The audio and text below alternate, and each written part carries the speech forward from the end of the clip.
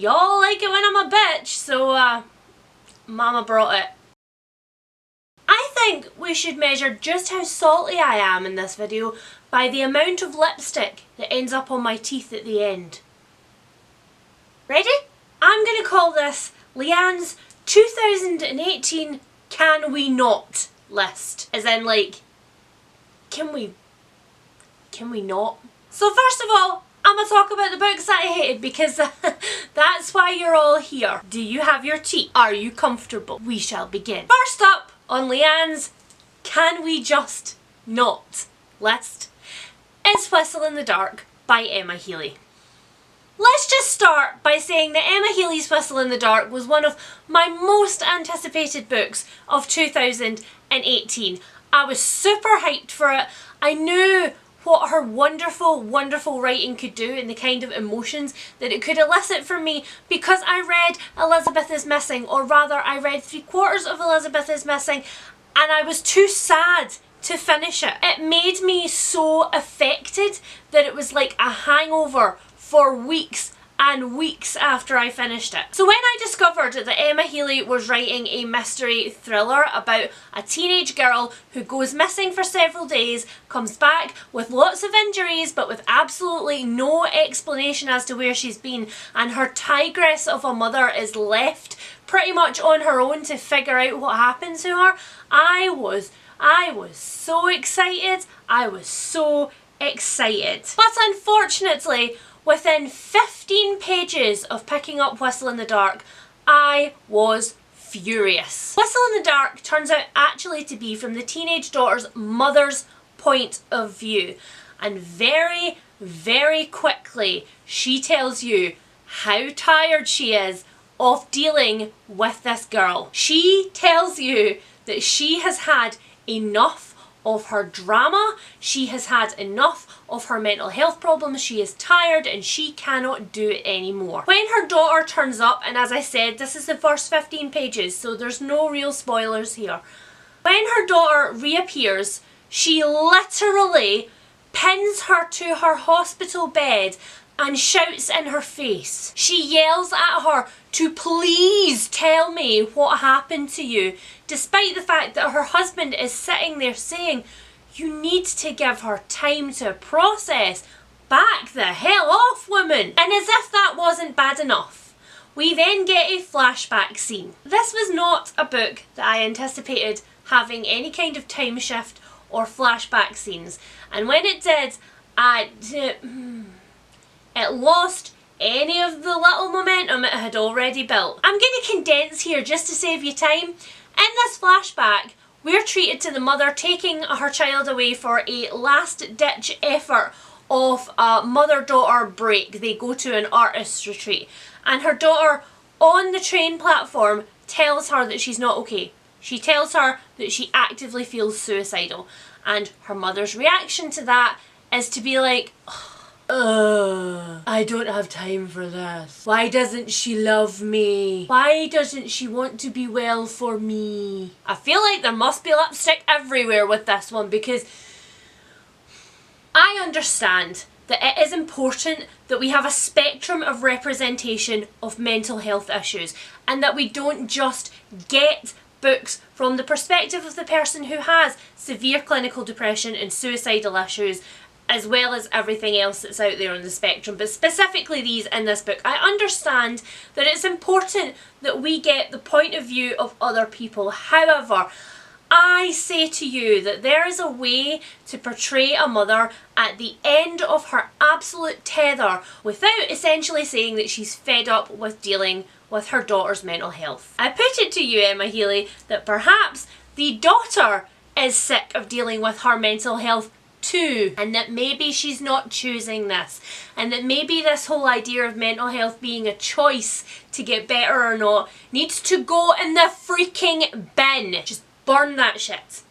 Burn it. And don't look back. It's never a good idea. If you've seen horror movies, looking back is never a good idea. Just walk away. So just, no. Kill it with fire. I had such a debate about which one to tell you about next, because 2018 was not the year of complete wins for Leanne. decided that I will save the most stunningly terrible for last, and instead I will present to you perhaps the most convoluted and boring book that I read in 2018, and that is I Let You Go by Claire Mackintosh. I saw you all recoil in your seat there. But she loves thrillers! How can she hate that one? Everybody loves that one. Bitch, please. I have never read a book so full of convenience and coincidence in my entire life reading thrillers. And I have suffered through some thrillers. The gist of this thing is that at the very beginning we have a disconnected scene where it's raining and a young woman is picking up her small child from school, and they're walking across a road and the child runs off into the road and a car knocks him over and kills him instantly, and that is why the book is called I Let You Go. So no spoilers there, first 4 or 5 pages. We then pick up with our narrator when she is running away from her life. She has lost everything and she doesn't believe that she can keep going, so she packs some stuff into a little box and she buggers off on a bus to the middle of nowhere. Enter Team Coincidence! Let's count them, shall we? She gets a bus to the middle of nowhere, but yet somehow finds a completely uninhabited beach with somewhere for her to sleep, and she's perfectly safe and doesn't get wet or swept out or encounter another human being. She wakes up in the morning and walks across the little rise that she's in and discovers she's next to a caravan park.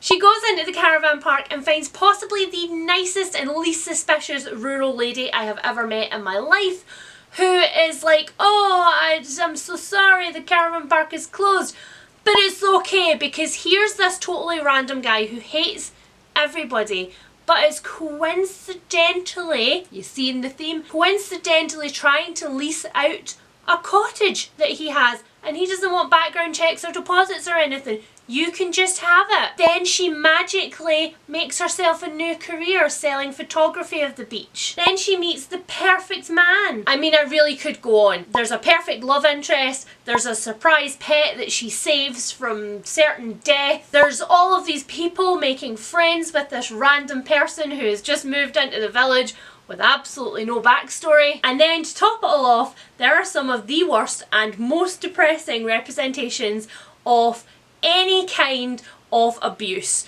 mental, physical and sexual. The representation in this novel is awful. And finally, oh, I don't even know where to start. All Is Not Forgotten by Wendy Walker. All Is Not Forgotten had an already slightly worrying premise when I went into it. So essentially, a young girl does something very stupid at a teenage party, and she feels very embarrassed because of it, and she's very drunk. So she runs outside on her own and she is then raped.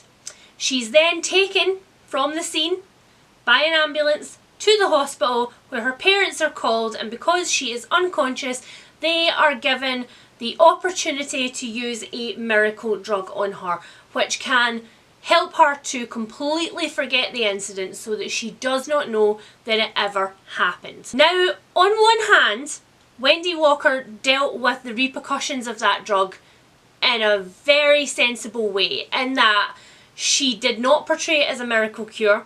The sensory memories were still there and the scars were still on the girl's body, so she knew she had gone through something and she had the logical knowledge of what she had gone through, but she had none of the actual picture memories, only the sensor memories, and so she was having panic attacks and almost blackouts and episodes of just being not there because she couldn't make any sense of what had happened to her in her head. So for that, I commend Wendy Walker, because that was a brilliant way to deal with the idea of this drug. However, this entire novel is about this girl only tangentially, because she is never allowed to say how she feels, to tell her own story, to decide what she wants to happen to her. She's never asked what she wants to happen to her.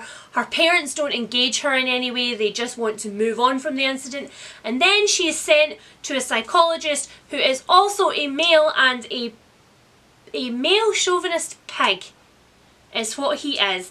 And she is expected to pour out her life story to him because they just want it to go away. Meanwhile, the parents' lives have been so scarred by this traumatic thing that happened to their daughter that they made a choice about without her, that they're having affairs and breaking down and having sex with random people all over the freaking place. Literally, one of them meets up with a married person and has sex in like the conservatory thing, and then discovers blood coming through from the utility room where her daughter has tried to commit suicide because nobody is freaking listening to her. And on top of all of that, there is some serious victim blaming in here.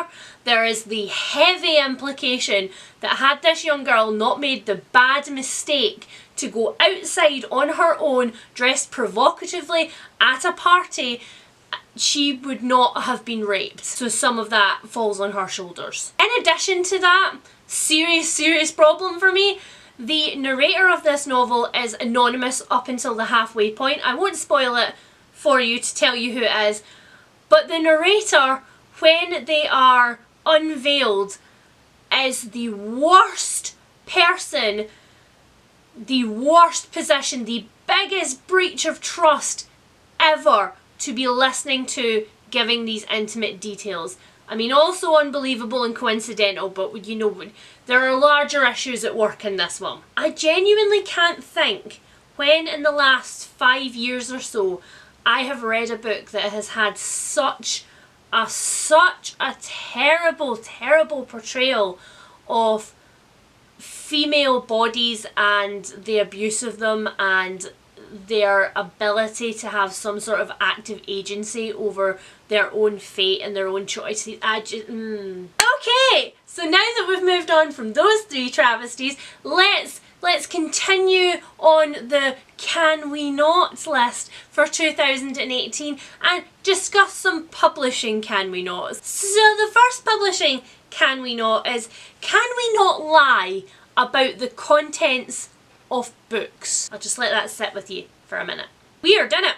Weird that you would package a book as if it was, say, for example, a thriller, when actually what it was a odd contemporary fiction story of a marriage which nobody really believes in, because how did those two people get together in the first place?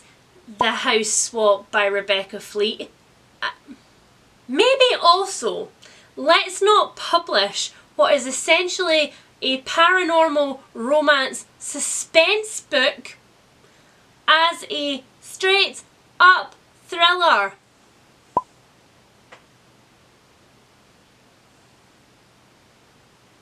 What I am essentially saying here is I would like publishers in 2019 to trust their readers more. Generally, if the premise of a novel is interesting enough, it will reach the audience that you want for it. It's perfectly acceptable to say this sci-fi or this paranormal romance novel have elements of thrillers and mysteries and that they don't sit perfectly in any one genre, and to market the book that way. And I know that it's difficult to do that because with any kind of art that has one foot in several genres, it's literally a case of where do you shelve it in the store?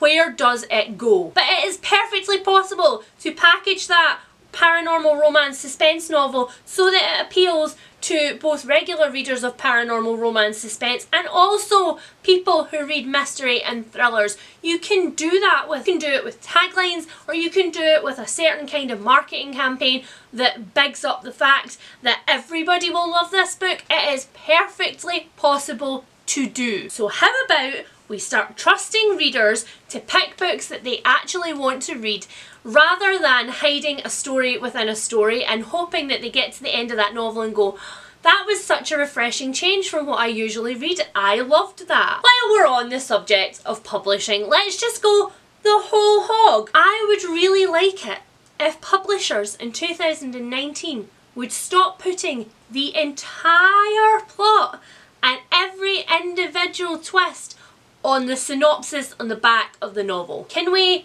stop doing that? I understand that it's a balancing act between giving people enough information about the twisty turny stuff to get them to pick it up in the first place and be interested in it, and not spoiling the stories. But I have read some synopses recently that literally make the other 350 pages inside of that book pointless. It's like the first time as an adult that you pick up a classic for university and you unwittingly read the introduction before you read the rest of the story, and it tells you every single plot point and what its significance to popular culture at that time was, and you're like, why is this an introduction? I want to be surprised. And I'm not only talking about thrillers and mystery and all the things I usually read. I'm also talking about literary fiction. I'm talking about YA. I'm talking about horror. I'm talking about anything where the suspense and the reveal is really, really important to the core of the plot, and it's not something that's just tangentially related to it that you can just... No, just stop it. Just trust me that I'm a big girl and I can pick my books. Can we just not? Can we not? Can we not? Now we are on to the tropes. Don't know what this is, but assuming it's my anxiety and rage coming out in my limbs. Let's start with missing people books, or more specifically what I like to call missing people who I do not care about books. I understand that as an author, it's very difficult without flashbacks or a timeline which jumps back and forward to make me care about a character who is dead from page 1. I understand that it is difficult as an author to really imbue somebody with a sense of self when they've been missing from the beginning of the narrative. And I picked up so many books in 2018 where I realised by sort of page 20 that it was not really about the victim, it was about the investigator or the friend or the ex-boyfriend or the mother or the...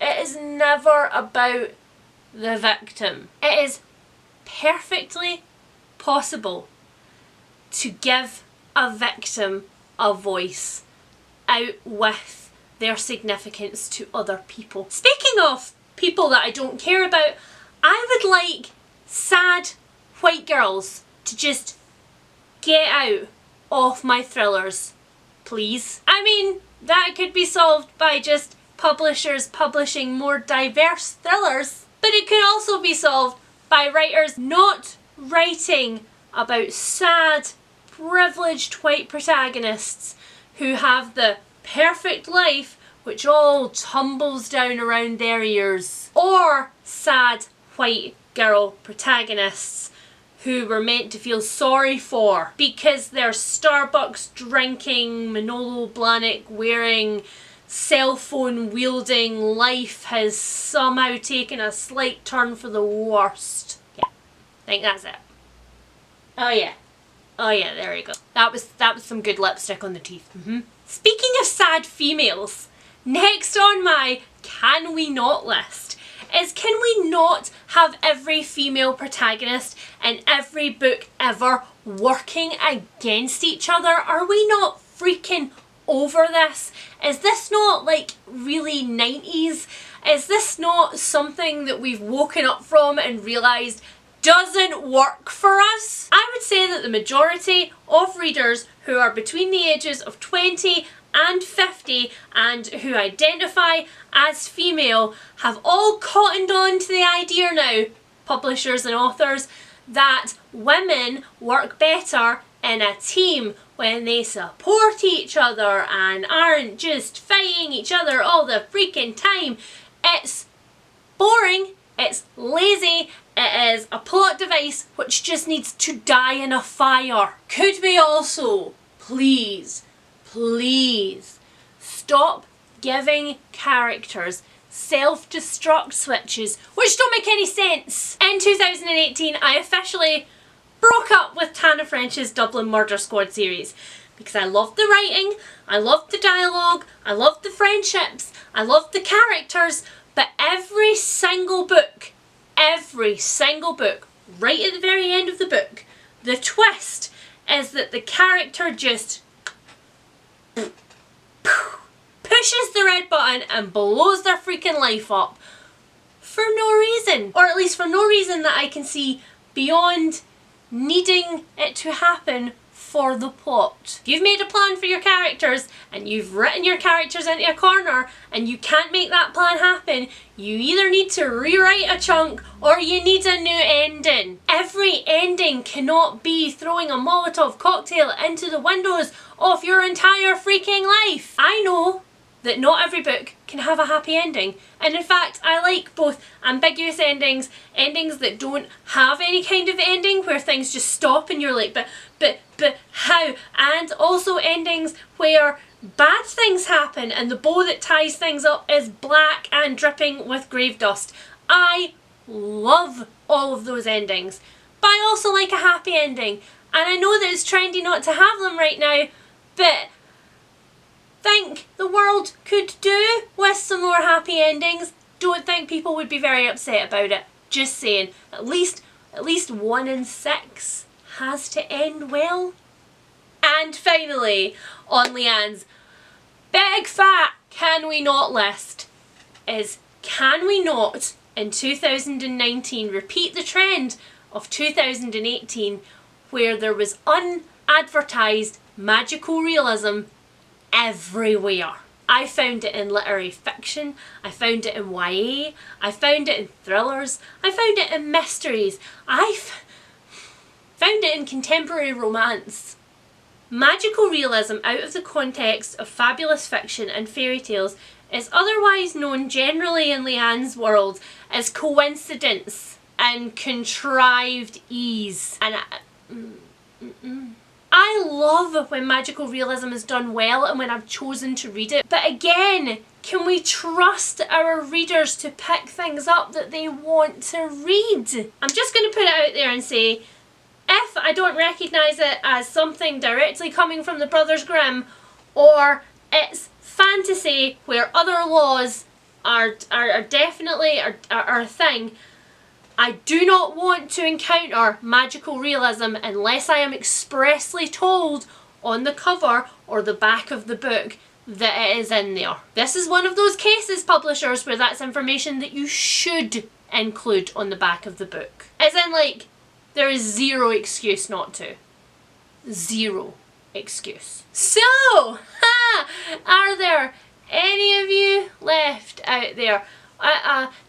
If you're still there, then well done for getting to the end of the salt mountain. I hope that you survived with no more than a mildly acidic aftertaste and that you sipped your tea along with me. If any of these tropes annoyed the living hell out of you in 2018 and you would like to burn them with fire, please tell me about them down below. My comment section is a safe place. Everybody gets to have their opinion, particularly if that opinion disagrees with me, but don't be assholes. Your mother did not drag you up to insult people in Leanne's comment section. I hope that this was worth waiting for. I hope that you've enjoyed it. It's been very cathartic for me. It saved a lot of money for me on therapy. Okay, bye. Oh, this is gonna be so much fun to edit.